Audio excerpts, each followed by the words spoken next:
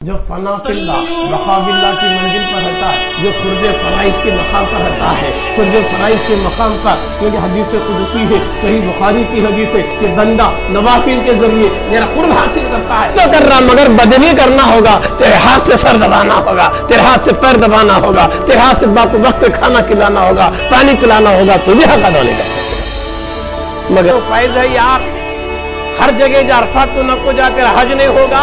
अरफात के मैदान में टाइम को जाना हज का फर्ज है, मुज़दलिफा में जाना ये वाजिब है। कोसे टाइम को मुनफरिद लहजे के मुखरिब सूफी अब्दुल कादर बादशाह का खुसूसी खिताब आपके अपने शहर हैदराबाद में 6 अक्टूबर बरोज़ हफ्ता बाद नमाज इशा बामुकाम निशा इस्लामिक स्टूडियो फारूक नगर जमालवंडा खरीब पीली दरगाह तमाम ही अफराद से शिरकत की ख्वाहिश की जाती है। मजीद तफसीलात के लिए हमारे फोन नंबर पर रब्त पैदा किया जा सकता है।